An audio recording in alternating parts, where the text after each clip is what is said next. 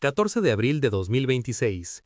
JP Morgan Chase & Co. Conferencia telefónica sobre los resultados del primer trimestre de 2026. 14 de abril de 2026. Operador. Buenos días, señoras y señores. Bienvenidos a la conferencia telefónica sobre los resultados del primer trimestre de 2026 de JP Morgan Chase.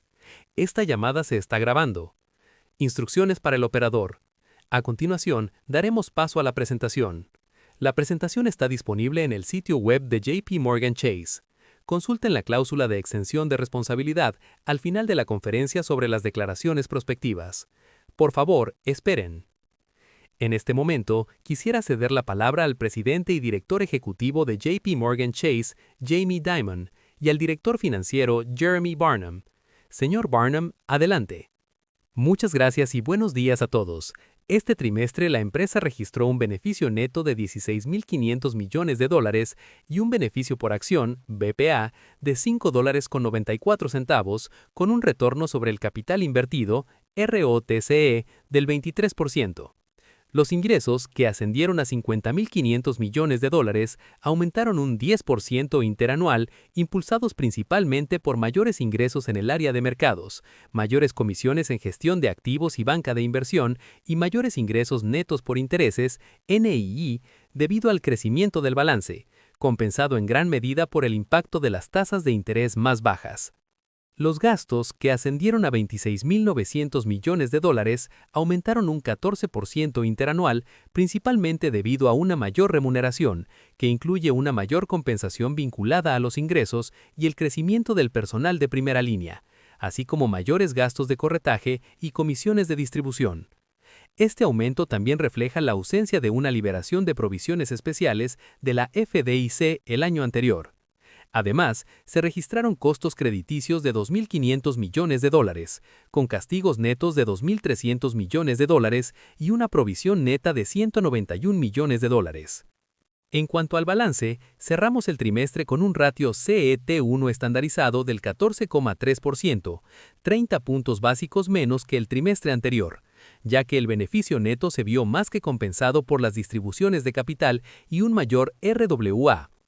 RWA estandarizado de este trimestre aumentó en $60.000 millones, impulsado principalmente por el negocio de mercados, lo que refleja una mayor actividad de los clientes, efectos estacionales y precios de la energía más altos, lo que se tradujo en un mayor RWA en riesgo de mercado y riesgo de crédito excluyendo los préstamos. Ahora permítanme dedicar unos minutos a la reciente publicación del Plan Final de Basilea III y nuevas propuestas para los bancos sistémicamente importantes a nivel global. Para empezar, reconozco que ha sido un proceso largo y lograr su implementación con la participación de múltiples reguladores y su aplicación a todos los bancos estadounidenses es sin duda una tarea difícil. Dicho esto, tenemos algunas preocupaciones respecto a ciertos aspectos de las propuestas, principalmente las dirigidas a los bancos sistémicamente importantes a nivel global. En el lado izquierdo, les mostramos nuestra estimación preliminar del impacto en JP Morgan Chase, junto con lo que la Reserva Federal ha divulgado para los bancos de categoría 1 y 2 a nivel de conjunto. Nuestros resultados son peores en cada categoría. La estimación de ARR es mayor y la de bancos sistémicamente importantes a nivel global es peor. Y dado que nuestras pérdidas de CCAR están por debajo del límite inferior, la reducción de la Reserva Federal no nos afectará. En consecuencia, según las normas propuestas, nuestro capital CET1 estandarizado aumentará alrededor de un 4%, mientras que la estimación de la Reserva Federal para los grandes bancos es una reducción de aproximadamente un 5%. Nuestra postura de larga data ha sido que la agencia debe calcular correctamente cada componente de los requisitos de capital, independientemente de las implicaciones que esto pueda tener para una empresa en particular o para el sector en general. Y si los reguladores desean adoptar un enfoque conservador, deben hacerlo explícito en lugar de incorporarlo en sus decisiones metodológicas. Pasando a los bancos sistémicamente importantes a nivel global, a la derecha. El recargo de la regla propuesta parece bastante alto si colocado en contexto histórico, como lo ilustra claramente el gráfico. Como muchos de ustedes saben, hemos estado abogando durante la mayor parte de la última década por promediar tramos más pequeños, escalar el PIB y reponderar la financiación mayorista a corto plazo al 20%. y estábamos muy contentos de ver muchos de esos conceptos en la NPR. Sin embargo, aunque tenemos todas las razones para creer que la estimación publicada por la Reserva Federal de una reducción del 3,8% en el capital asociado con la NPR de los bancos sistémicamente importantes a nivel global es precisa cuando se define de manera estricta, es importante entender que bajo la regla actual, los recargos para casi todos los bancos sistémicamente importantes a nivel global están programados para aumentar significativamente en los próximos 2 años simplemente como resultado del crecimiento reciente en el sistema, a pesar de que, en nuestra opinión, no hay cambios en el riesgo sistémico del mundo real. Además de ese aumento base, el cambio propuesto en la metodología de financiación mayorista a corto plazo agrega aproximadamente $22,000 millones de capital específico para los bancos sistémicamente importantes a nivel global, principalmente a los bancos, de los cuales representamos unos 13,000 millones. En el proceso, la metodología se vuelve menos sensible al riesgo y menos coherente con la justificación original de la Reserva Federal. Esto podría haberse solucionado ajustando mejor el sistema al crecimiento, pero no fue suficiente.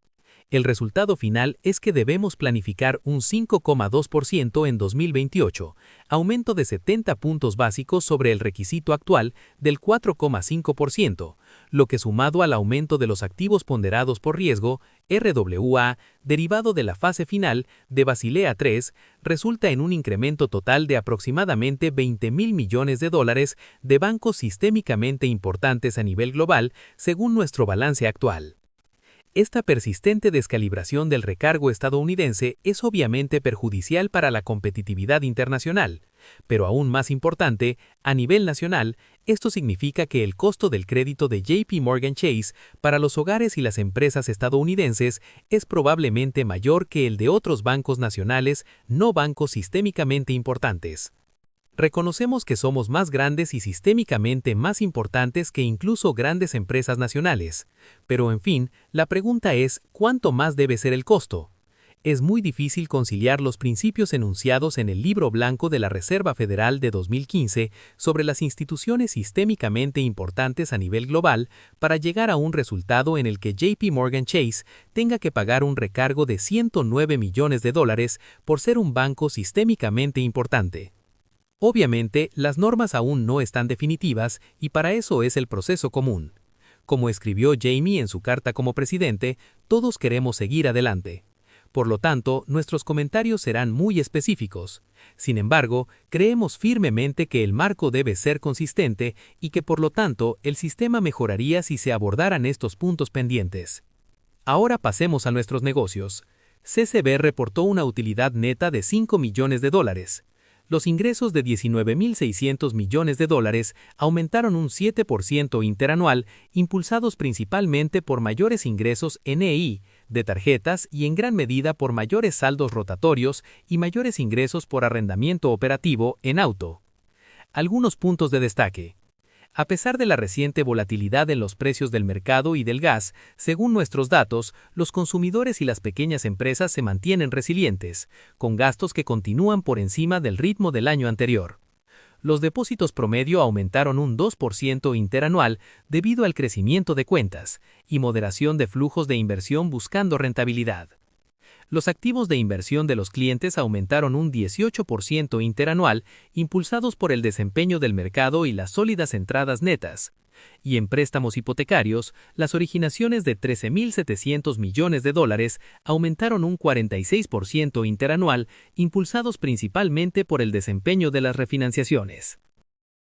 A continuación, CIB informó de un beneficio neto de $9,000 millones. Los ingresos de $23,400 millones aumentaron un 19% interanual, impulsados por mayores ingresos en todos los negocios. Para dar un poco más de detalle, las comisiones de IB aumentaron un 28% interanual, impulsadas por un sólido desempeño en M&A y suscripción de acciones, parcialmente compensado por una menor suscripción de deuda. De cara al futuro, la relación con los clientes y las carteras siguen siendo saludables, pero por supuesto, los acontecimientos en Oriente Medio podrían tener un impacto en la ejecución y el plazo de las operaciones. En mercados, la renta fija aumentó un 21% interanual, con un sólido desempeño en todos los negocios, parcialmente compensado por menores ingresos en tipos de interés. Renta variable aumentó un 17% debido al aumento de la actividad de los clientes. Pasando a gestión de activos y patrimonios, AWM reportó una utilidad neta de 1.8 millones de dólares con un margen antes de impuestos del 35%. Los ingresos de 6.4 millones de dólares aumentaron un 11% interanual, impulsados principalmente por el crecimiento en comisiones de gestión, en fuertes entradas netas y niveles de mercado promedio más altos, así como una mayor actividad de corretaje. Las entradas netas a largo plazo fueron de 54 millones de dólares, con una fortaleza continua en renta fija, renta variable y multiactivos. Los AUM de 4.8 billones aumentaron un 16% interanual y los activos de clientes de 7.1 billones aumentaron un 18% interanual, impulsados por niveles de mercado más altos y entradas netas continuas. Y antes de pasar a las perspectivas, Corporativo reportó una utilidad neta de 699 millones de dólares sobre ingresos de 1.2 mil millones de dólares. En cuanto a las perspectivas para el año fiscal 2026, seguimos esperando que el NIEI, excluyendo los mercados, sea de aproximadamente 95 mil millones de dólares.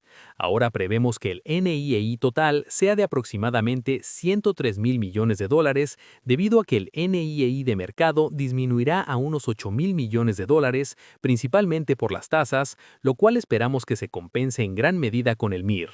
La previsión de gastos ajustados se mantiene en torno a los 105 mil millones de dólares y la tasa de impago neto de tarjetas se mantiene en torno al 3.4%. Dicho esto, estaremos encantados de responder a sus preguntas, así que abramos la línea para preguntas y respuestas. Operador. Instrucciones para el operador. Nuestra primera pregunta proviene de Steven Chubak de Wolfe Research. Steven. Así que tal vez podríamos empezar hablando de la herramienta de gestión de efectivo con IA sobre la que comentaste en tu carta, Jamie. Se ha prestado mucha atención a este lanzamiento en particular, dado que se trata de una herramienta que podría ejercer presión sobre los depósitos de los consumidores, además de impulsar una mayor competencia y tasas de interés más altas. Me gustaría que nos comentaras cómo crees que evolucionará la competencia en depósitos a medida que herramientas similares se generalicen. Jamie. Sí, es una excelente pregunta. Obviamente este producto aún está en sus etapas iniciales. Hay que analizarlo segmento por segmento. Cómo las personas administran su dinero, cómo desean administrarlo.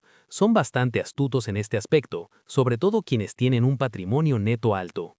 Tienen muchísimas opciones y suelen tener dinero en diferentes lugares. Por lo tanto, nuestra pregunta es, ¿cómo podemos facilitarles administrar su dinero de una manera que les resulte cómoda? La mayoría de ustedes en esta llamada tienen en mente cuántos días deben tener en una cuenta corriente y luego hacen una transferencia a un fondo del mercado de moneda o una cuenta de depósito, algo así. Y eso es todo lo que intentamos hacer, y brindamos gran valor a las personas. Si es cliente de JP Morgan, les recuerdo que si tiene este producto, tiene cajeros automáticos, tiene sucursales, tiene asesoramiento, tiene sistemas de pago instantáneo como Zelle, así que analizamos todo el conjunto. ¿Cómo podemos hacer un mejor trabajo para el cliente? Y sí, puede que esto reduzca un poco el margen en algún lugar y genere más competencia en otro, así es la vida. Jeff Bezos siempre ha dicho, tu margen es mi oportunidad. Y estoy bastante de acuerdo. Intentamos ver el mundo desde el punto de vista del cliente. ¿Qué más podemos hacer por ellos? Y esto solo es el comienzo. Y como saben, hay muchísima competencia allá afuera por el dinero. Jeremy. Sí, exactamente. Y Steve, lo único que iba a añadir es que es comprensible que haya llamado la atención precisamente porque incorpora inteligencia artificial y resulta interesante. Pero como dice Jamie y como bien señalaste en tu pregunta, la competencia por los depósitos siempre ha sido muy intensa. Sigue siéndolo. Y tenemos competencia tanto externa como interna de alternativas con mayor rentabilidad y la gente busca optimizar eso. Y eso forma parte de la gestión del negocio. Como Jamie acaba de mencionar, esto aún no está del todo implementado y está dirigido a un segmento muy reducido de clientes, en particular a aquellos con inversiones en los que creemos que hay una oportunidad de captar una mayor parte de su cartera de inversiones. Por lo tanto, es comprensible el interés que ha generado, pero creo que por ahora lo mejor es considerarlo como un experimento. No, ese contexto es útil. y tal vez cambiar de tema y centrarnos en la propuesta de capital de Basel III. Sin duda es útil en cuanto a cómo se plantean algunas deficiencias y algunas áreas potenciales de mejora, pero tal vez sería mejor centrarse en los impactos inflacionarios de RPAs. La guía que ha presentado contempla alguna medida de mitigación que pueda adoptar, prevé alguna posible mitigación y tiene alguna opinión preliminar sobre la magnitud de alivio que podría suponer para el SCB la eliminación de la doble contabilización de algunos riesgos de mercado u operacionales. Reconozco que ese aspecto es algo más opaco. Jeremy. Sí, son preguntas interesantes. Creo que obviamente durante los últimos 15 años hemos adquirido bastante práctica en entender las reglas al detalle y en asegurarnos de utilizar nuestros recursos financieros de manera eficiente para apoyar a nuestros clientes. La esperanza es que las reglas lleguen a un punto en el que no contengan nada que convierta un negocio que de otra manera sería bueno y saludable en algo completamente no rentable. Creo que hemos aludido a algunas áreas donde, si observan la diapositiva en la parte inferior derecha, hablamos sobre la necesidad de clarificar los RWAs específicos. Existe este problema con las garantías de recompra de alto rendimiento y algunos aspectos relacionados con las líneas de crédito asesoradas, donde la propuesta no es del todo clara en cuanto a su impacto real, y en algunos casos creemos que genera resultados irracionales.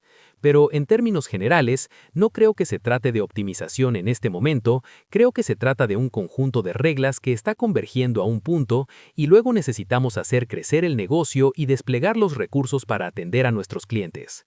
Obviamente hemos hablado mucho sobre las G-SIBs en esta página, y supongo que no tengo mucho más que añadir a menos que me hagan una pregunta específica sobre las G-SIBs, pero ese es el ámbito en el que creemos que supone un importante desincentivo para un tipo de negocio en particular para algunos negocios relacionados con los mercados financieros. Y supongo que simplemente quiero recalcar lo que hemos señalado públicamente en repetidas ocasiones. La amplitud y profundidad de los mercados de capitales estadounidenses es una ventaja competitiva nacional clave, y las normas de regulación de capital que, en cierta medida, desalientan un mercado secundario dinámico en los Estados Unidos con una participación activa de los bancos no nos parecen nada buenas. Por eso, en parte, nos centramos tanto en las G-SIBs porque afectan de manera desproporcionada a este sector. ¿Hay algo que pueda comentar en relación con la eliminación de la doble contabilización? Sí, lo siento, olvidé esa parte de tu pregunta. Sí, como sabes, actualmente estamos por debajo del límite inferior, ¿verdad? Entonces, obviamente, si esa es la nueva normalidad, si se soluciona el problema de la doble contabilización eliminando más elementos de las pruebas de estrés, no tendría ningún impacto. Si se soluciona modificando el cálculo del riesgo operativo en los activos ponderados por riesgo, APR, entonces sí podría tener algún impacto.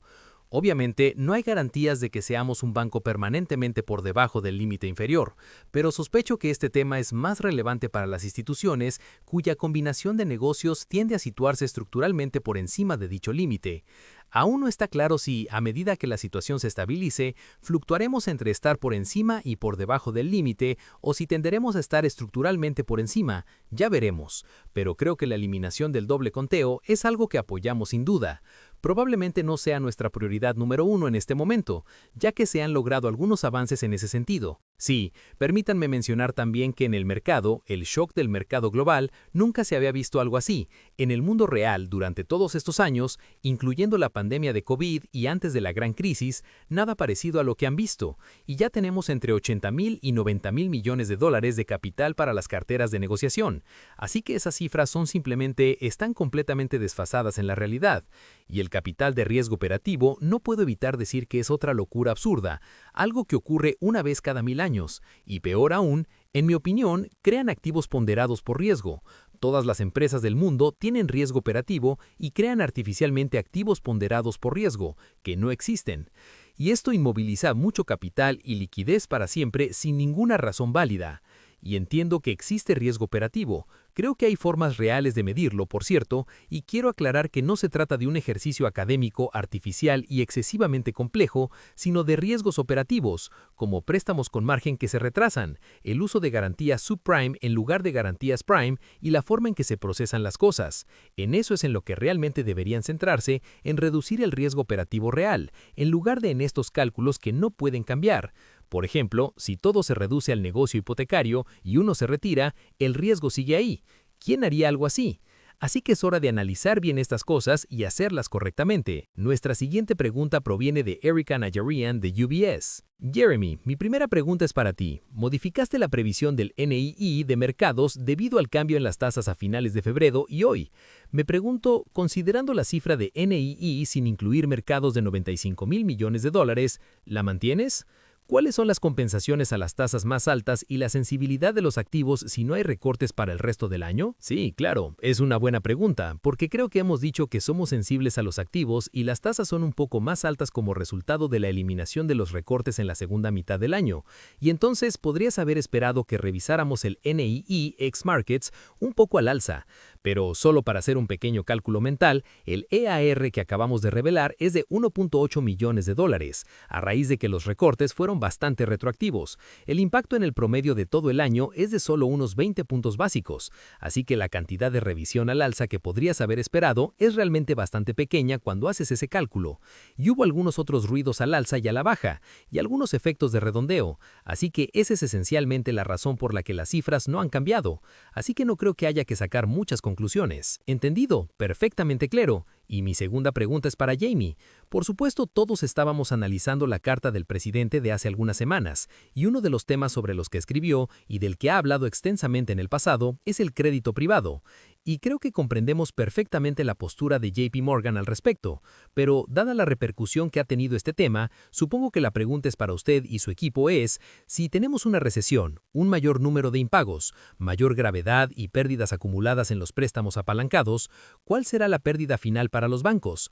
Porque según entendemos, los bancos están bastante bien protegidos en términos de estructura, y aunque usted abordó este tema en su carta para aquellos que tal vez no tuvieron tiempo de leerla y que están escuchando esta llamada, ¿cree que si tenemos un ciclo de impagos en el crédito privado, será sistémico? No, a mí quiero decir que fui bastante claro, no lo creo, y di las cifras grandes.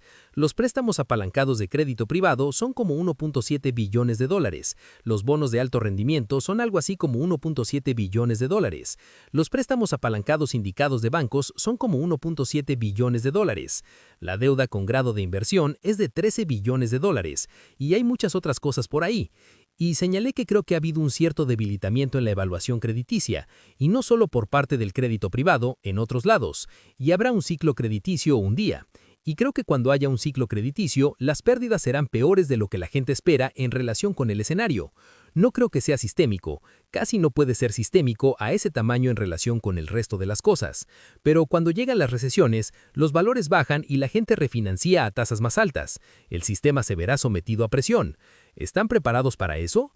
No puedo hablar por otros bancos, pero en general se necesitan pérdidas muy grandes en el crédito privado para que los bancos se vean afectados. Así que no significa que no se vaya a sentir presión, ni que haya que tomar medidas al respecto, pero no me preocupa demasiado. Me preocuparía más cuando haya un ciclo crediticio, cómo se filtrará eso en todo el sistema.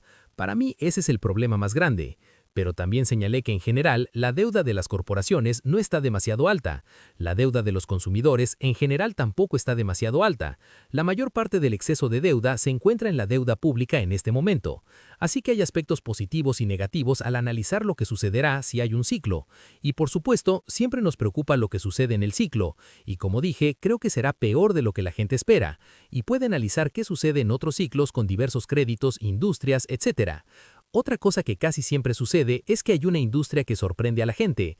Si retrocedemos al año 2000, la gente se sorprendió. Las empresas de servicios públicos y telecomunicaciones, acciones de empresas tradicionales, se vieron afectadas, las cosas cambiaron. Y en 2008 fueron las empresas de medios y periódicos, acciones de Warren Buffett, las cosas cambiaron.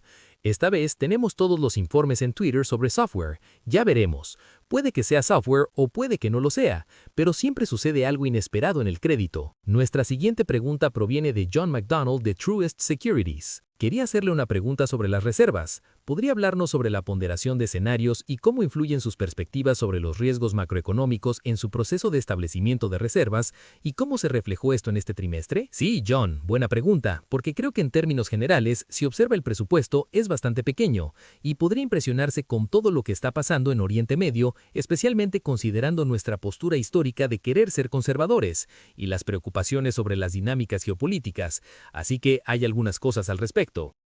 Primero, como saben, comenzamos el proceso de cálculo de la reserva y las prestaciones con un enfoque basado en modelos que se fundamentan en las previsiones económicas. Y para que sea más fácil de entender, permítanme comenzar con lo más importante. No modificamos las ponderaciones este trimestre. Dicho esto, con las ponderaciones prácticamente sin cambios, las perspectivas económicas redujeron la tasa de desempleo promedio ponderada en la acumulación de prestaciones del 5,8% al 5,6%. Eso generó cierto impulso en las cifras, principalmente en el sector de consumo, pero también un poco en el mayorista. Y también tuvimos un pequeño aumento en el sector de préstamos hipotecarios para consumidores. Creo que fueron unos $150 millones, que fue una revisión al alza del HPI, o tal vez 110 millones o algo así. Pero en fin, fue una revisión al alza del HPI, así que no tiene mucha relación con todo lo demás. En el fondo, se observan algunos aumentos en el volumen de préstamos mayoristas como consecuencia del crecimiento de los mismos, así como algunas rebajas puntuales, nada drástico. Sin embargo, en los casos en que se esperaría un aumento de las provisiones, se observa cierto incremento. En términos generales, como empresa, tuvimos un debate muy consciente sobre este tema, si debíamos aumentar la ponderación de las provisiones este trimestre, dada la situación actual. Nuestra conclusión fue que el sesgo conservador existente en las provisiones era suficiente y que simplemente esperaríamos a ver cómo se desarrollaban los acontecimientos. Ojalá que no haya cambios drásticos, pero si se dan algunos de los escenarios más desfavorables, como un aumento de los precios de energía que afecte a las perspectivas económicas mundiales, esto se reflejaría de forma natural en el proceso. Así que veremos cómo se desarrolla la situación. Juan McDonald. De acuerdo. Y por otro lado, me preguntaba si ha habido algún cambio en sus previsiones de crecimiento de préstamos y depósitos. El crecimiento de su balance fue muy sólido este trimestre, y gran parte de él parece provenir del negocio de mercados. Así que me gustaría obtener más detalles sobre los factores que impulsaron el crecimiento este trimestre y cómo afecta esto a sus previsiones de crecimiento de préstamos y depósitos para este año. Jeremy. Claro. Diría que el crecimiento de este trimestre, sí, como usted mencionó, se debe principalmente a mercados, principalmente a activos de baja densidad que no contribuyen mucho a los activos ponderados por riesgo, APR, financiamiento garantizado de diversa índole y gran parte de ello es estacional. Por lo tanto, existe una tendencia subyacente de crecimiento en el tamaño del negocio de mercados y en el tamaño de su balance, pero no creo que haya ocurrido nada este trimestre que se haya desviado particularmente de la tendencia en ese sentido. En cuanto a las perspectivas generales de la empresa, creo que la cifra más significativa es la que mencionamos en la actualización sobre las expectativas de crecimiento de préstamos con tarjeta, del 6% o quizás un poco más, y eso no ha cambiado. Sigue siendo nuestra principal expectativa. En el resto de la franquicia, el crecimiento general es bastante modesto. De hecho, tenemos algunos obstáculos en el segmento de préstamos hipotecarios debido a la salida de cartera de First Republic y otros factores similares. Sin embargo, en gran medida, parte de este crecimiento se debe a la financiación de adquisiciones que mantenemos en balance durante un tiempo y que también influye en este trimestre. Por supuesto, si la situación empeora, cosa que esperamos que no ocurra, la demanda de préstamos suele disminuir. Veremos qué ocurre, pero estaremos a disposición de nuestros clientes para lo que necesiten. Y el último pilar de todo esto son los mercados, que, como saben, han sido, curiosamente, el principal motor del crecimiento de préstamos mayoristas recientemente, pero ahí será muy oportunista. Gran parte se trata de préstamos para centros de datos y cosas relacionadas en las que participaremos cuando las condiciones sean favorables, pero estaremos dispuestos a retirarnos si no nos convencen. Así que será más bien una cuestión de ver qué oportunidades se presentan y cómo percibimos los riesgos. Operador. Nuestra siguiente pregunta proviene de Manan Gosalia de Morgan Stanley. Manan, Jamie, Jeremy, tienen una de las mejores perspectivas sobre el consumidor estadounidense. Mencionaron que la economía es resiliente y el consumidor goza de buena salud. ¿Podrían darnos más detalles sobre su situación? ¿Qué tan resiliente es el gasto y el crédito del consumidor si los precios de la energía se mantienen altos y observan algún indicio de debilidad? Jeremy. Sí, es una buena pregunta. Es la pregunta correcta.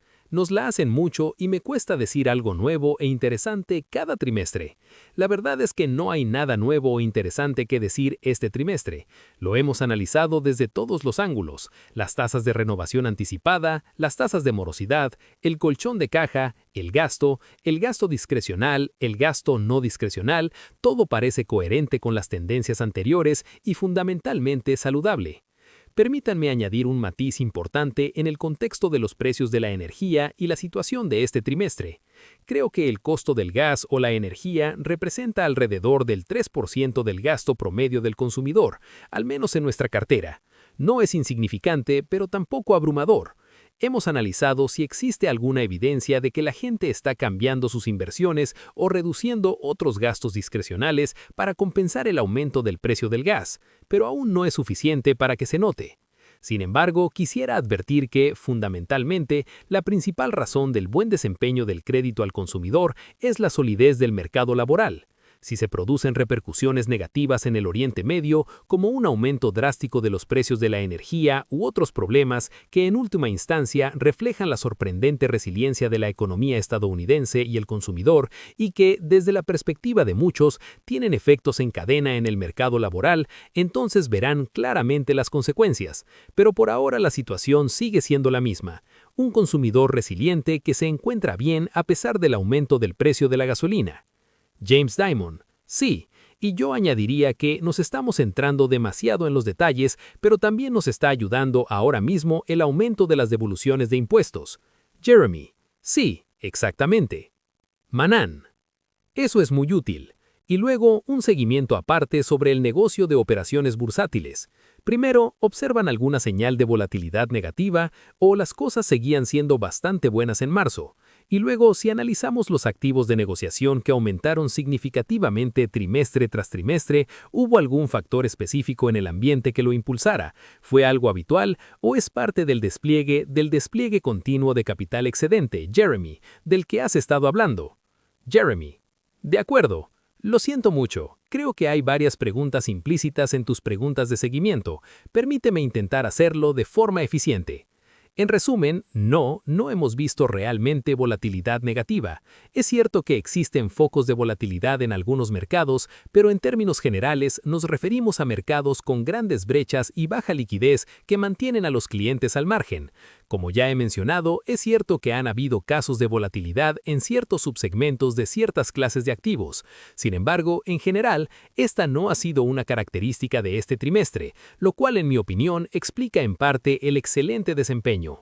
En cuanto a los activos de negociación, como dije hace un momento, creo que se trató principalmente de un crecimiento habitual, estacional y de baja densidad de riesgo, y no particularmente de una función de las asignaciones de capital en un sentido u otro. Creo que, en la medida en que esto se manifieste, será un fenómeno a largo plazo. Y volviendo a mis comentarios en la actualización de la compañía, creo que para lograrlo correctamente se necesita tanto liberar capital como liquidez para permitir que los bancos inviertan en el conjunto más amplio posible de oportunidades para apoyar la economía real, y no solo en oportunidades de alta densidad de riesgo que requieren menos liquidez por unidad de capital.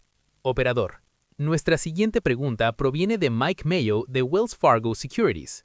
Michael Mayo: Jamie, en tu carta al CEO se mencionó que hablaste sobre el crédito privado y mencionaste el mercado de crédito privado de 1.7 billones de dólares que prácticamente no existía hace 2 décadas. Como sabes, ¿cuánto de esos 1.7 billones de dólares dirías que es un efecto de sustitución de los bancos hacia el crédito privado? ¿Y cuánto de eso podría ser un tipo de crédito que nunca habrías originado en primer lugar? Y con los cambios regulatorios y con lo que está sucediendo en el mercado, ¿crees que puedes recuperar parte de esa participación? Y en términos más generales, ¿qué tipo de diferenciales estás obteniendo? ¿Están mejorando los diferenciales o se mantienen igual? James Dimon: sí, son preguntas muy buenas. Los billones ya existían antes, siempre ha sido así, y los bancos lo hacían. En cierto modo era arbitraje porque se desincentivaba a los bancos a realizar préstamos apalancados por encima de cierto nivel. Y claro, el mundo competitivo encuentra nuevas formas de hacer las cosas, y no nos oponemos a cómo lo hacen. Hay un poco de arbitraje de tipos de interés y otras cosas, pero creo que es difícil decir que la mitad probablemente fue arbitraje, y que los bancos pueden aprovechar un poco de eso. Los bancos también ven las relaciones de forma diferente. Cuando un banco hace un préstamo apalancado para el mercado medio, eso es lo que es. Llevamos haciendo esto mucho tiempo. Cuando analizamos la relación de manera demasiado extensa, no solo el préstamo, sino el resto de la relación, pagos, custodia, servicios de gestión de activos, etc., así que puede que algunos vuelvan. No me preocupa especialmente. Y los diferenciales, se puede seguir su evolución. Cada banco lo hace de forma diferente y cada banco cobra de forma diferente y cosas así, pero dependiendo de su nivel de preocupación, subirán sus diferenciales y lo que cobran por el crédito privado. Los diferenciales del crédito privado y lo que cobran a sus clientes han fluctuado. De hecho, se ha visto cómo los préstamos van y vienen de vez en cuando entre el mercado de crédito privado y el mercado de préstamos indicados bancarios, así que ya veremos. Y siempre hemos tenido lo que llamamos derechos de evaluación para examinar la garantía subyacente, y ese es simplemente un derecho que te protege y te otorga ciertas facultades, cosas así. Obviamente, si alguna vez ves que el crédito empeora, y no ha empeorado terriblemente, el crédito real, como señalan muchos de estos expertos en capital privado, no ha empeorado tanto. Hay sectores donde sí, y los diferenciales de crédito en sí mismos no han empeorado mucho en general, pero hay sectores donde sí. Así que lo estaremos vigilando de cerca. Creemos que estamos bien en todo eso. Queda por ver. Creo que lo más importante para mí, Mike, no es que sea sistémico, pero sí creo que con el ciclo crediticio, y no me refiero al crédito privado, debido a la evaluación de riesgos, el apalancamiento, los PECs y la competencia, y hemos tenido un ciclo por mucho tiempo, mucha gente llega tarde a este juego. Simplemente no espero que todos los participantes sean iguales. Creo que algunos sí lo serán, no habrá una curva de bancana, habrá algo diferente. Y la gente puede sorprenderse de que algunos de los participantes no sean particularmente buenos en esto, y ese negocio probablemente volverá a los bancos. Y por otra parte, Jeremy, mencionaste que no hubo cambios en el NII básico, a pesar de ser sensible a los activos. En cuanto al crecimiento de depósitos, tuvieron un crecimiento realmente impresionante, pero luego experimentaron una especie de estancamiento durante un tiempo este trimestre. Los depósitos de consumo aumentaron 2%. Supongo que los impuestos probablemente influyeron. ¿Es este el comienzo de la recuperación en la senda de crecimiento de depósitos o aún no? Jeremy Barnum. Bueno, creo que bolsa de aire es una palabra un poco fuerte, pero de acuerdo, entiendo la dinámica que describes, y creo que es un poco pronto para decir, por ejemplo, sí, que hemos vuelto a un crecimiento súper sólido de depósitos de consumo, por parte de tu comentario sobre los impuestos. Creo que tienes razón. Probablemente eso esté contribuyendo un poco ahora mismo, pero a grandes rasgos hablamos en la actualización de la compañía sobre nuestras expectativas de crecimiento de depósitos de consumo, que se sitúan en un dígito bajo y medio, y creo que esa sigue siendo nuestra creencia, y creo que tendremos un poco más de confianza en ello, como dices, una vez que termine la temporada de impuestos, así que quizás sepamos algo más el próximo trimestre, pero debo decir que desde la perspectiva de nuevas cuentas corrientes netas, donde creo que mencionamos en el EPR que registramos más de 450,000 este trimestre, ese impulsor de crecimiento a largo plazo de la franquicia de depósitos de consumidores está presente. Ahora, la cuestión radica en cómo se desarrollan los flujos de búsqueda de rendimiento y qué efecto tiene esto en los balances por cuenta, como comentamos en la actualización de la compañía. Es la pregunta correcta, algo que estamos observando con cierta antelación, pero las expectativas se mantienen sin cambios y hay indicios, como señalas, de que las tendencias podrían estar mejorando ligeramente. Para completar el panorama, en el sector mayorista, como recordarás, el año pasado fue excepcionalmente bueno en cuanto al crecimiento de depósitos mayoristas, así que nuestras expectativas para este año eran un poco más modestas. De hecho, el año está empezando bastante bien. Algunos de los aumentos estacionales típicos de fin de año que solemos ver no se han reducido tanto como habríamos esperado, así que sigo pensando que la perspectiva general apunta a un crecimiento significativamente menos sólido que el del año pasado. Pero desde la perspectiva de la franquicia principal, las cosas pintan bastante bien. A continuación, analizaremos la información proporcionada por Gerard Cassidy de RBC Capital Markets. Gerard, obviamente en el primer trimestre los gastos fueron algo elevados en comparación con la previsión anual, si lo anualizas, claro.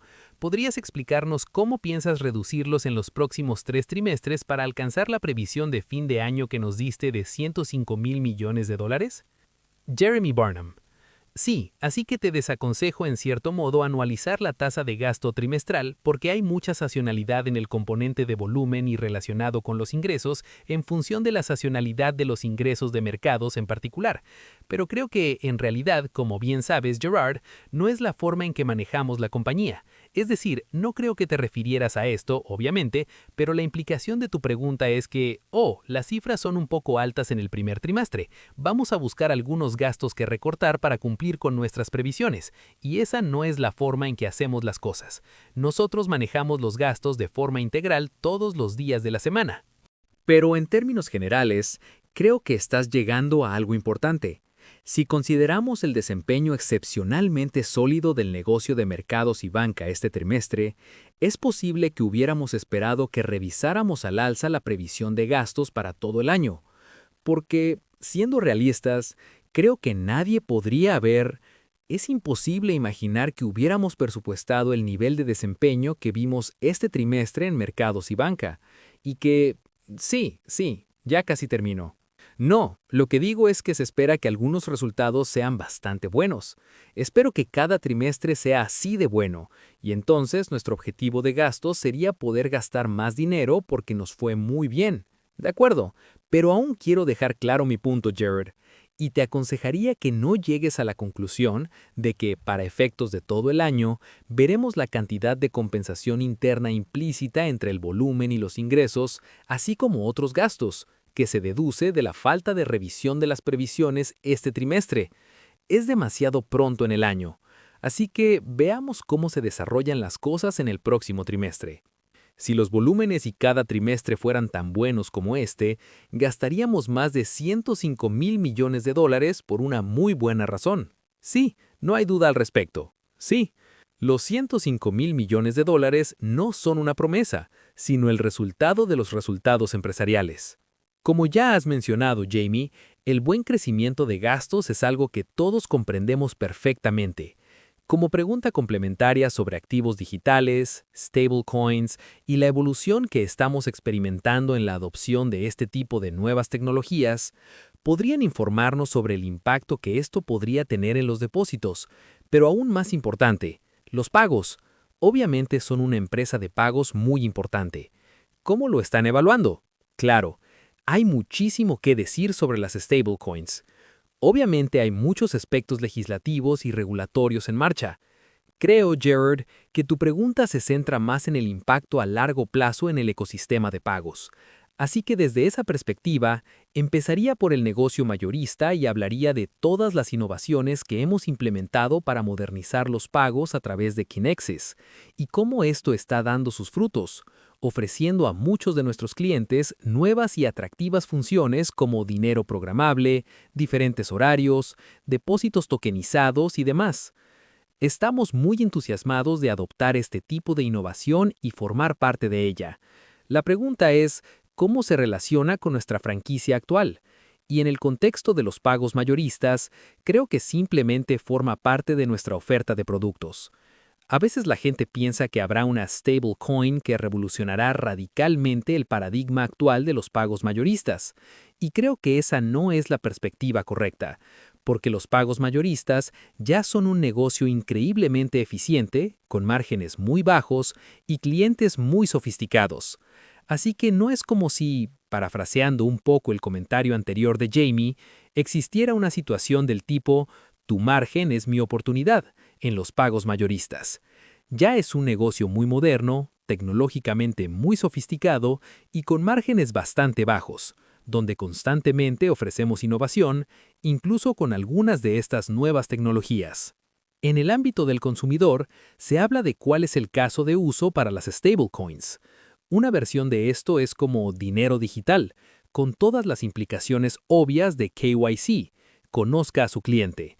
Y creo que es ahí donde entramos un poco en el frente legislativo y regulatorio, donde hay algunos desarrollos nuevos sobre todo esto, asociados con la noción de hasta qué punto el pago de recompensas o un sustituto de intereses, y eso hace que, en lugar de que las stablecoins sean una forma interesante de innovación, se conviertan simplemente en arbitraje regulatorio, de modo que se puede operar un banco sin estar sujeto a las importantes protecciones regulatorias, tanto prudenciales como para los consumidores en términos de KYC y cosas por el estilo.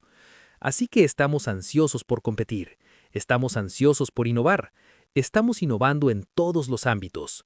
Sin duda, apoyamos la certeza que brinda esta legislación, pero a medida que nos acercamos a su finalización, es fundamental que se regule el mismo producto y el mismo riesgo de la misma manera, y que no se cree una enorme puerta trasera de arbitraje para la prohibición del pago de intereses en las stablecoins. Veremos cómo se desarrolla la situación. ¿Operador? Nuestra siguiente pregunta viene de David Chiaverini de RBC Capital Markets, SIC. Jefferies. En realidad con Jefferies, quería hacer un seguimiento a los depósitos del consumidor. Los costos de los depósitos que generan intereses disminuyeron considerablemente el trimestre. ¿Podría hablar sobre las oportunidades futuras a la luz de los cambios en la curva a plazo? De acuerdo, es una formulación interesante. La verdad es que no conozco la cifra exacta que mencionas, pero sospecho que se debe a la curva de tipos de interés y a los picos que se registraron el año pasado. Adelante, Jamie. Yo lo simplificaría.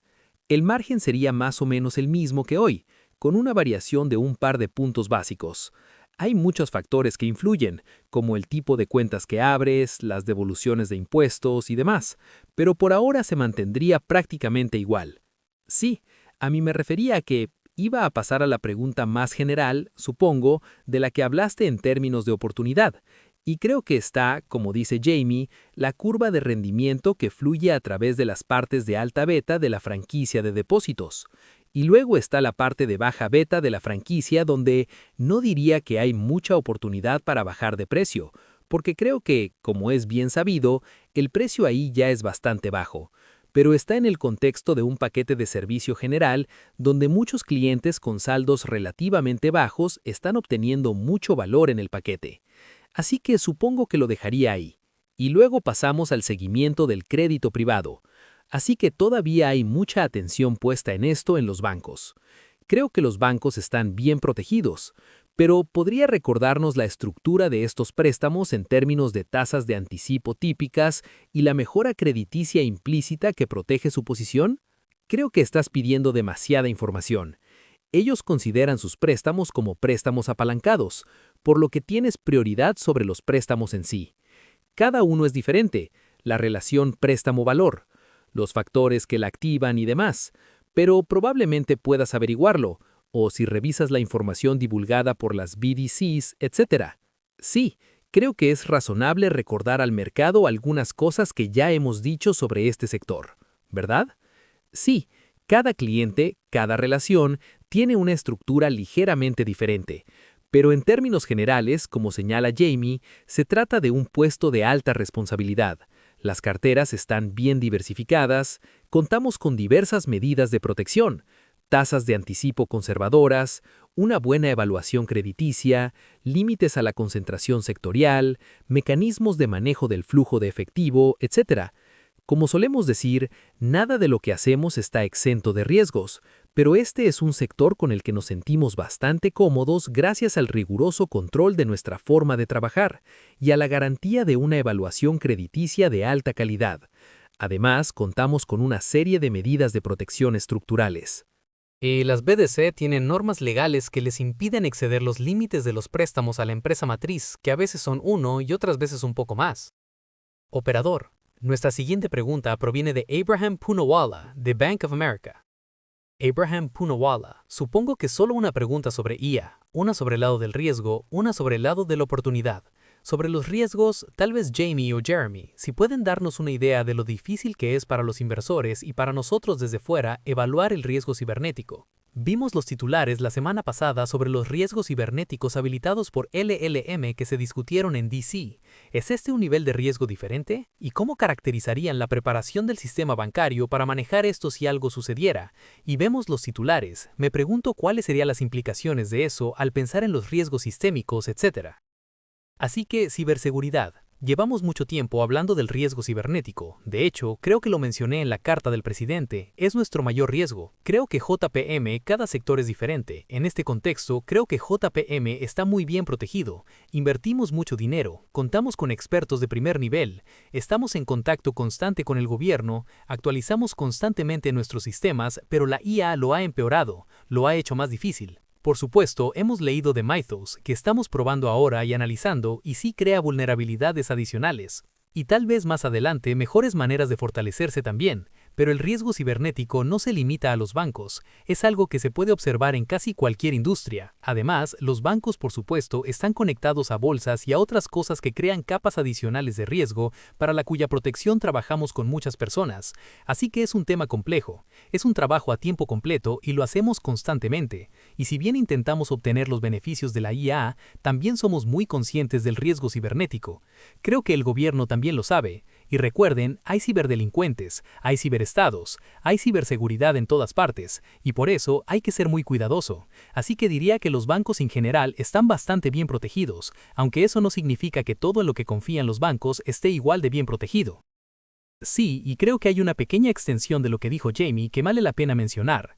Obviamente lleva muchos años hablando específicamente de la importancia de estar preparados para el riesgo cibernético, pero creo que incluso más recientemente, incluso antes de esos últimos titulares sobre los modelos Anthropic más recientes, ha habido una clara comprensión de que la IA y la IA generativa en particular conllevan tanto riesgos como oportunidades desde la perspectiva de la gestión de riesgo cibernético. Así que no es la primera vez que alguien piensa en cómo estas herramientas de IA generativa más recientes pueden facilitar la detección de vulnerabilidades, pero también pueden ser utilizadas potencialmente por actores maliciosos en modo de ataque. Obviamente ahora se presta aún más atención como resultado de las capacidades aparentemente mucho mayores de los últimos modelos, pero eso sigue ocurriendo dentro de un proceso continuo en el que hemos estado involucrados desde hace bastante tiempo. Y luego para todos los que están en el teléfono, creo que también es importante considerar, en gran medida, la higiene. ¿Están probando el nuevo software antes de su implementación? ¿Les pidieron que hicieran ciertas cosas para proteger su empresa? ¿Cómo protegen sus datos, sus redes, sus enrutadores, su hardware, cambiando sus contraseñas? Es decir, hacer todo eso bien puede reducir drásticamente el riesgo, y hemos visto muchos bancos que no han tenido algunos de esos riesgos como ransomware y cosas por el estilo, al menos que yo sepa. Sí, toco madera. No, eso fue útil porque creo que es algo con lo que los inversores tienen dificultades. En cuanto a las oportunidades, creo que el aumento de la productividad, que para nosotros se traduce en un índice de eficiencia a largo plazo significativo gracias a la implementación de la IA, dada la velocidad a la que evoluciona la tecnología, podría ser relevante. Quizá deberíamos hablar de eso y también crea nuevas oportunidades de negocio, extendiendo el alcance de JPM a áreas que antes eran más difíciles de abordar y ahora son más fáciles de desarrollar y hacer crecer gracias a las tecnologías impulsadas por la IA. Respecto a la primera pregunta, creo que es un error pensar que implementar IA mejorará tu índice de eficiencia, porque en el mundo competitivo, si todos lo hacen, los demás también, y los beneficios se trasladarán al mercado. No es que tengas derecho a que tu ROE suba a 50% y se mantenga ahí solo porque lo haces mejor que los demás. Quizá consigas una ventaja inicial, y la deseas, pero creo que no es racional pensar que ese será el resultado final. Pero la segunda pregunta, sin duda, crea oportunidades porque si tomamos nuestro negocio de consumo, es cierto en todos los negocios, pero tomemos el negocio de consumo con los datos que tenemos y ahora lo llamamos comercio conectado, donde se gestionan viajes, ofertas y todas esas cosas que la gente quiere. Así que puedes usar tus relaciones con los clientes, los datos que tienes para hacer que el cliente esté más satisfecho. Hacemos mucho para reducir el riesgo, el fraude y las estafas usando IA. Hacemos un mejor trabajo en la prospección, ofrecemos servicios de IA a los clientes, etc. Así que mejorará muchas cosas que puedes hacer directamente y creará más conexiones, en mi opinión, si puedes usarlo rápido e inteligentemente. Operador. Nuestra siguiente pregunta proviene de Matt O'Connor de Deutsche Bank. Matthew O'Connor. Quiero empezar con una pregunta general sobre el trading. Ha sido increíblemente sólido este trimestre y en los últimos años, independientemente de que los mercados estén bien o mal. Hemos experimentado turbulencias en materias primas, tipos de interés, crédito y acciones este trimestre, y no solo ustedes y otros lo están gestionando bien, sino que la base de clientes también lo está haciendo bien. Me gustaría saber si tienen alguna opinión sobre eso, sobre por qué ha sido tan consistentemente sólido en una variedad de entornos. Sí. Para ponerlo en perspectiva, en primer lugar, nuestra gente hace un trabajo excelente. Si se reunieran con ellos, quedarían impresionados con sus conocimientos y su capacidad intelectual. Compramos y vendemos casi 4 billones de dólares al día. Se gana un poco con cada compra y venta y luego hay que gestionar la exposición y el riesgo. En eso hacen un trabajo excelente. De vez en cuando te equivocas en algo, ya sea en crédito, materias primas, tipos de interés o algo similar. Y eso se ve, pero para mí es parte del costo de hacer negocios. Es como si un minorista tuviera inventario que no puede vender. La verdadera pregunta es, ¿les brindas a tus clientes productos, servicio y ejecución excelentes cada día? La respuesta es sí. Ahí radica el verdadero negocio. Hoy en día observamos un mayor volumen y volatilidad, lo cual generalmente beneficia, ya que en igualdad de condiciones amplía ligeramente los diferenciales. Habrá momentos en que si te equivocaste en alguna operación, lamentarás la volatilidad y dirás que fue un gran error, pero en general brinda servicios a grandes inversores de todo el mundo, con una amplia gama de productos y servicios que abarcan 350 billones. Ese es el negocio del trading, y les recuerdo que no es muy diferente a cuando vas a una tienda de bricolaje. Tienen inventario, lo almacenan, lo suben y lo bajan de precio. No lo llaman trading, pero existe ese componente de gestión de riesgos. Son personas fabulosas que hacen un trabajo excelente para sus clientes, muy conscientes del riesgo que asumen. A veces nos arriesgamos a equivocarnos y no pasa nada. Nunca nos alarmamos por eso, y jamás nos han visto decir, Dios mío, nos equivocamos en esta operación. No, porque estamos ahí para servir a nuestros clientes. Y muy a menudo uno se equivoca en la operación porque el cliente quiere vender y uno no tiene muchas ganas de comprar, pero lo hace de todos modos para servirle. Así que es un negocio muy bueno. Y una pequeña extensión de eso que creo que apoya el punto principal es lo que hemos dicho un par de veces. Sí, los ingresos han sido excelentes y el desempeño es muy bueno. De hecho, estamos invirtiendo muchísimo capital en este negocio y mucho más en los últimos años. Y creo que los retornos que estamos obteniendo son buenos. De hecho, están por debajo del 17% para la empresa en su conjunto, lo cual está bien, y estamos sirviendo a los clientes y es mucho mejor que otros usos del capital. Pero creo que lo importante entender es que no es como si estuviéramos obteniendo enormes cantidades de crecimiento de ingresos con la misma base de capital de maneras que podrían considerarse insostenibles. Parte de lo que está sucediendo aquí es que estamos invirtiendo más capital y obteniendo mejores retornos. Eso es útil, y supongo que esto nos lleva a una cuestión más general sobre la gestión de capital. Obviamente hay muchos comentarios sobre las reposiciones, y al pensar en la gestión de capital a futuro, ¿tienen alguna idea actualizada sobre si todavía cuentan con un gran margen de seguridad? Obviamente en los niveles requeridos hoy, dentro de 3 o 2 años, es decir, generan muchísimo capital, obviamente con recompras muy sólidas este trimestre. Crecieron orgánicamente, como mencionaron, pero ¿tienen alguna idea actualizada sobre cómo abordar la asignación de capital en el futuro? Sí, obviamente tenemos mucho capital excedente. Hoy calculamos alrededor de 40.000 millones de dólares. Obviamente esto puede cambiar dependiendo de las normas y regulaciones finales, y preferimos invertir el capital en beneficio de nuestros clientes. Y la forma en que atendemos a nuestros clientes implica tener más banqueros, una economía de la innovación, más banca global, realizar operaciones bancarias comerciales en el extranjero, abrir nuevos países, abrir sistemas de pago, abrir sucursales. Eso es en última instancia lo que permite invertir el capital a lo largo del tiempo y construir una base de clientes. No sucede de la noche a la mañana.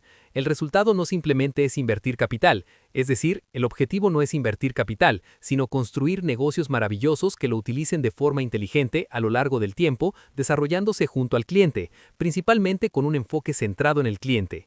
Y creo que cuando miro el mundo de hoy, si miras el mundo que es tan grande y tan complejo y las necesidades de capital, cuando miras las pequeñas, somos uno de los bancos más grandes para pequeñas empresas que existen, pero mira las necesidades de capital de los países hoy en día, la remilitarización del mundo, la infraestructura que la gente necesita.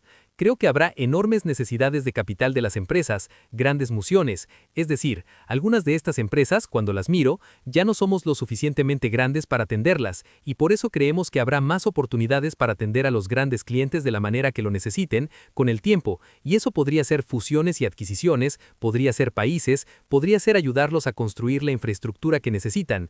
Eso sucederá con el tiempo. No tenemos prisa. Nuestra forma preferida de usar el capital no es recomprar acciones hoy, lo hacemos considerando el valor justo de mercado y todo eso, pero prefiero recomprar acciones cuando creemos que tienen un descuento real y así el accionista actual se beneficia al comprarlas a bajo precio. De hecho, quiero eliminar esa pequeña nota que dice devolución de efectivo a los inversores, que se refiere a dividendos y recompra de acciones.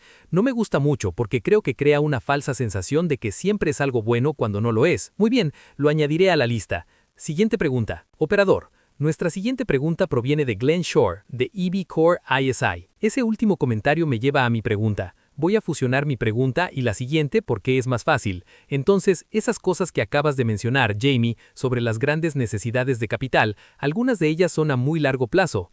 Tengo curiosidad por saber cuánto crees que eso afecta el balance de un mercado privado a largo plazo o si los grandes bancos públicos pueden financiarlo. Y como mencionaste en tu carta, el mercado podría estar demasiado relajado con tasas más altas a largo plazo, y tengo curiosidad por saber cómo ves que eso afecta a todos estos créditos directos de B y simple B que necesitan ser refinanciados. Y ya que estamos, la siguiente pregunta es, ¿puedes dimensionar tu exposición al crédito privado? Disculpa por juntarlo todo, pero terminaré con eso. Jamie, disculpa, si no te importa, déjame responder primero la segunda pregunta de Glenn, porque creo que sería útil para el mercado tener el número de tamaño disponible, así que lo haré rápidamente y luego, si quieres, puedes responder a la primera parte de la pregunta. Glenn, permíteme contextualizar esto porque creo que la cuestión de exposición al mercado privado y su definición, como sabes, significa muchas cosas diferentes para muchas personas diferentes. Permíteme repasarlo rápidamente. ¿Recuerdas que el trimestre pasado hicimos un recorrido en el contexto de las NBFI, de los 330.000 millones de dólares del informe de llamada a los 160.000 millones que consideramos la exposición principal a NBFI, que definimos en ese contexto? No volveré a explicarlo. De esos 160.000 millones, hay aproximadamente 50.000 millones que podríamos llamar crédito privado, y es esencialmente la parte de esos 160.000 millones que corresponde a las instituciones financieras no bancarias que incluyen a los inversores en préstamos apalancados. Esto es parte de lo que hemos estado comentando en esta llamada, en términos de apalancamiento y préstamos de BDC, que tienen todas estas características en cuanto a evaluación crediticia, diversificación, retención de flujo de efectivo, etc., razón por la cual nos sentimos cómodos en general con ello, así que pensé que valdría la pena dimensionarlo en ese contexto. Obviamente hay otros aspectos, como los préstamos directos o las líneas de crédito por suscripción, que entran o salen de diversas mediciones que podrían considerarse dentro de una definición más amplia, pero nuestra impresión es que lo que interesa a la gente es este tipo de préstamos apalancados, ese tipo de operaciones con apalancamiento inverso, y eso representa unos 50.000 millones para nosotros. Dicho esto, le cedo la palabra a Jamie para la primera mitad de la pregunta. Sí, desde mi punto de vista, los bancos no van a acumular activos a muy largo plazo en sus balances, pero cuando se trata de bonos con grado de inversión, incluso de grandes bonos que no lo son, los mercados privados y públicos se unirán. La gente tiene que crear mercados para esos activos, hacer investigaciones y demás. Creo que será más difícil para el crédito privado hacerlo, no para todos, pero para grandes operaciones con grado de inversión, aunque ya lo han hecho. Pero como dije, tienen que competir con nosotros en eso y nosotros también estamos dispuestos a hacerlo. Siempre tenemos en cuenta a nuestros clientes. Si quieren hacer una gran operación de préstamos directos con grado de inversión, se la presentaremos junto con un síndico de bancos o solo o algo diferente. Pero sí creo que veremos mucho capital creativo, mucha financiación creativa. Muchas instituciones necesitan activos a largo plazo. Pensemos en planes de pensiones y seguridad social, y demás. Nuestro trabajo consiste en intermediar, aportar ideas para transformarlo, a veces incluso incluirlo en el balance. Los activos en el balance serán a corto plazo, pero todo es oportunidad. Y creo que las necesidades mundiales están aumentando drásticamente en lo que respecta a la infraestructura en general. Hoy en día casi todo es infraestructura, servicios públicos, carreteras, puentes, centros de datos, GPU, etc. Pero vamos a hacer un excelente trabajo atendiendo a nuestros clientes, así que no nos preocupa eso. Pero sí creo que veremos que, en ciertas categorías, los mercados privados y públicos se acercarán mucho más en su enfoque del valor, la negociación y los mercados secundarios, etc. Operador, ¿eso responde a tu pregunta, Glenn? Glenn Shore. Sí, solo quería intervenir en ese punto, sobre la parte de tasas más altas durante más tiempo y si eso tiene algún impacto en algunos de esos títulos de grado B simple y doble que están por vencer para ser refinanciados. James Dimon. Sí, no, Glenn. Eso es como gestión de riesgos básica, donde al observar el mundo hay que considerar qué sucederá en una recesión. No estoy pronosticando nada, Simplemente digo que para JP Morgan tenemos que estar preparados para una recesión y para que se produzca esta inflación. Ya se ha mencionado que debemos estar preparados para la estanflación. Obviamente, si hay estanflación y las tasas de interés se mantienen altas durante más tiempo y los diferenciales de crédito se disparan, eso ejercerá mucha presión sobre las empresas apalancadas al refinanciar. Y esos problemas se solucionan. A veces la gente invierte más capital, a veces reduce sus planes de inversión. No es un desastre inmediato, pero sí generaría mucho más estrés y presión. Y ya he señalado que si hay un ciclo crediticio, preveo que será peor de lo que la gente piensa en relación con el escenario. No es un desastre, estamos acostumbrados a los ciclos crediticios, lo afrontaremos con madurez, pero los precios de los activos bajarán, los diferenciales de crédito bajarán. Puede que la gente se preocupe un poco por algunas de estas cosas. No creemos que sea sistémico.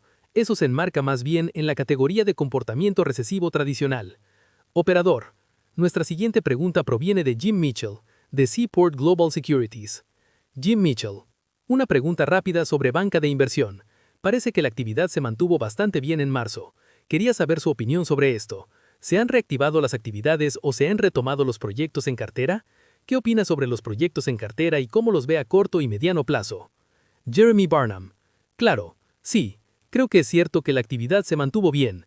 Otro aspecto que considero importante destacar es que parte del sólido resultado de este trimestre se debe a la aceleración en el cierre de fusiones y adquisiciones y parte a una aprobación regulatoria más rápida de lo esperado. Obviamente todo esto es positivo, sin embargo, creo que no guarda mucha relación con el sentimiento general del mercado. En cuanto al sentimiento general del oleoducto, lo describiría como resiliente, quizás sorprendentemente resiliente dadas las circunstancias. Sin embargo, también creo que los plazos en Oriente Medio son bastante ajustados. Hay fechas límite, o negociaciones. Me parece razonable que la gente siga adelante con sus planes, con la esperanza, o quizás la expectativa, de que se alcancen soluciones relativamente rápidas. Pero si las cosas empiezan a complicarse, me sorprendería que no se viera algún impacto en el sentimiento y en la toma de decisiones sobre los acuerdos. Pero por ahora, parece bastante resiliente. Estoy de acuerdo. Y un breve seguimiento sobre el crecimiento del balance en los mercados. Ha sido sólido, creo, con un aumento del más del 20% interanual. Al considerar el impacto del recargo a las instituciones financieras sistémicamente importantes, GSIB, en JP Morgan en particular, ¿esto comienza a afectar su capacidad para crecer tanto como desean? ¿Cómo influye esto en sus decisiones de capital en el negocio de mercados? Creo que la respuesta corta es sí. Y esa es una de las razones principales por las que dedicamos el tiempo que hoy dedicamos a hablar sobre el problema del recargo. Este repercute desproporcionadamente en el negocio de mercados, y en particular en los productos de baja densidad de riesgo que la clientela realmente necesita y quiere hoy en día. Por eso creemos que es importante que los reguladores reflexionen cuidadosamente sobre lo que pretenden lograr con esto. James Dimon. Añadiré algo más. Obviamente emplearemos nuestra capacidad intelectual en algo que no me gusta hacer, buscar maneras de atender adecuadamente a nuestros clientes y reducir el cargo por servicios a instituciones financieras sistémicamente importantes, lo que generalmente se denomina arbitraje. Así que no estoy seguro de que el resultado sea óptimo para el sistema, pero encontraremos una manera de hacerlo. Operador. Nuestra última pregunta proviene de Kunpeng Mai, de China Securities. Kunpeng Ma. Soy Kunpeng de China Securities. Tengo un breve comentario sobre crédito privado. Coincido completamente con Jamie en que por el momento no existe un riesgo sistémico, siempre y cuando asumamos que todos los tipos de gastos de capital mantienen buenas perspectivas de rentabilidad. Por lo tanto, todo se reduce a cuestiones específicas para cada empresa, como ¿cómo garantiza JP Morgan su capacidad para seleccionar los proyectos de primer nivel? ¿Cómo se aseguran de invertir en empresas sólidas y evitar aquellas con problemas? James Dimon. Sí, somos bastante disciplinados con el crédito. Hay ciertas cosas que rechazamos. No nos gustan los convenios, la evaluación de crédito o la posibilidad de transferir activos fuera de la empresa garantizada o algo así. Y estamos perfectamente dispuestos a que nuestro balance disminuya. Si en efecto creemos que el crédito se está estirando demasiado, no otorgaremos. No porque no querramos, simplemente no estamos dispuestos a cumplir con esos términos. Y así es como lo hacemos.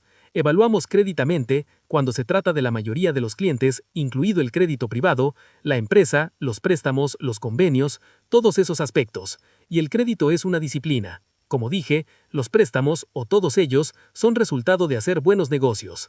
A veces si la cartera de préstamos cae un 10% el año que viene, no nos importaría en absoluto si pensamos que los préstamos que rechazamos fueron irresponsables. Muchas gracias. Gracias a todos. Gracias a todos. Gracias a todos por participar en la conferencia de hoy. Pueden desconectarse ahora y que tengan un buen resto del día.